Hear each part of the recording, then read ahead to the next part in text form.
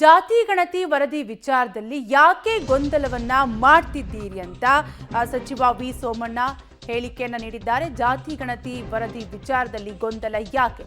ನವದೆಹಲಿಗೆ ಸಿಎಂ ಬಂದಿದ್ದಾಗ ನಾನು ಕೇಳಿದ್ದೆ, ಭಾವನೆಗಳ ಜೊತೆಗೆ ಜನರ ಅಭಿಪ್ರಾಯವನ್ನ ಕೇಳಬೇಕು. ಕೇಂದ್ರ ರೈಲ್ವೆ ಖಾತೆ ರಾಜ್ಯ ಸಚಿವ ವಿ ಸೋಮಣ್ಣ ಹೇಳಿಕೆಯನ್ನು ನೀಡಿದ್ದಾರೆ. ದೆಹಲಿಯ ಯಾವ ನಾಯಕರು ಹೇಳಿದ್ದಾರೋ ಗೊತ್ತಿಲ್ಲ, ಸ್ವಾಮೀಜಿಗಳ ಆಶೀರ್ವಾದದಿಂದ ಏನು ಆಗಲ್ಲ ಅಂತ ಸಚಿವ ಸೋಮಣ್ಣ ರಿಯಾಕ್ಟ್ ಮಾಡಿದ್ದಾರೆ. ಜಾತಿ ಗಣತಿ ವರದಿ ವಿಚಾರಕ್ಕೆ ಸಂಬಂಧಪಟ್ಟಂತೆ ರಾಜ್ಯ ರಾಜಕೀಯದಲ್ಲಿ ಸಾಕಷ್ಟು ಚರ್ಚೆ, ಆಕ್ರೋಶ ವ್ಯಕ್ತವಾಗ್ತಾ ಇದೆ. ಸೊ ಈ ವಿಚಾರಕ್ಕೆ ಸಂಬಂಧಪಟ್ಟಂತೆ ರಿಯಾಕ್ಟ್ ಮಾಡಿದ್ದಾರೆ. ಜಾತಿ ಗಣತಿ ಎಲ್ಲ ಇದೊಂದು ನಮ್ಮ ಭಾವನೆಗಳನ್ನ ಯಾವ ರೀತಿ ಹಂಚ್ಕೊತಾ ಇದ್ದೇವೆ ಅನ್ನೋದನ್ನ ಸಿದ್ದರಾಮಯ್ಯನವರು, ನಾನು ಫಸ್ಟ್ ಅವ್ರಿಗೆ ಹೇಳಿದೆ, ನಮ್ಮ ಕಚೇರಿಗೆ ಬಂದಿದ್ರು ನಮ್ಮ ಮಂತ್ರಿಗಳಾದ ನೀರಾವರಿ ಮಂತ್ರಿಗಳಾದ CR ಪಾಟೀಲ್ ಹತ್ರ ಬಂದಿದ್ದಾಗ, ಇದೆಲ್ಲ ಯಾಕಪ್ಪ ಮಾಡ್ತಾ ಇದೆಯಾ, ಗೊಂದಲ ಮಾಡಿ ಯಾಕೆ ಒದ್ದಾಡಿಸ್ತೀಯ?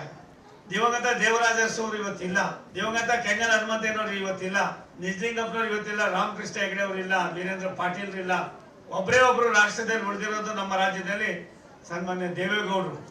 ನೀನೇನು ಮಾಡಬೇಡ, ಅವ್ರ ಮನೆಗೆ ಹೋಗು, ಅವ್ರು ಏನು ಹೇಳ್ತಾರೆ ಅದನ್ನ ಮಾಡಿದ್ರೆ ನೀನು ಕೂಡ ಸಾವಿರಾರು ವರ್ಷಗಳ ಕಾಲ ನಿನ್ನ ಹೆಸರು ಉಳಿತದೆ ಅನ್ನೋ ಮಾತನ್ನು ಹೇಳಿದ್ರು.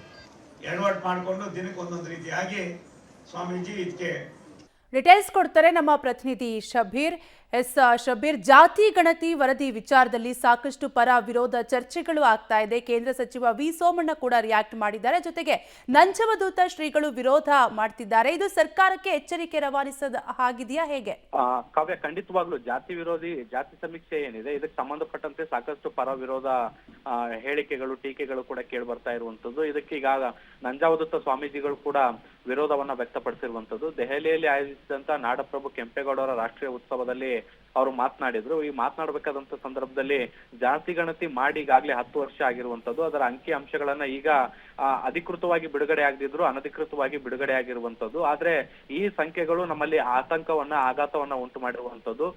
ಒಂದು ಪಾರದರ್ಶಕತೆಯಿಂದ ಈ ಒಂದು ಸಮೀಕ್ಷೆ ನಡೆದಂತೆ ಕಾಣಿಸ್ತಾ ಇಲ್ಲ. ಹೀಗಾಗಿ ಮುಂದಿನ ದಿನಗಳಲ್ಲಿ ಸರ್ಕಾರ ಮತ್ತೊಂದು ಸಮೀಕ್ಷೆಯನ್ನ ಮಾಡಬೇಕಾದಂತ ಅನಿವಾರ್ಯತೆ ಇದೆ ಅನ್ನುವಂತ ನಿಟ್ಟಿನಲ್ಲಿ ಅವರು ಹೇಳಿಕೆಯನ್ನ ಕೊಟ್ಟಿರುವಂತದ್ದು. ಈಗಾಗಲೇ ಸಮೀಕ್ಷೆ ಮಾಡಿ 10 ವರ್ಷ ಆಗಿರುವಂತ ಹಿನ್ನೆಲೆಯಲ್ಲಿ ಸಾಕಷ್ಟು ಬದಲಾವಣೆಗಳಾಗಿದ್ದಾವೆ.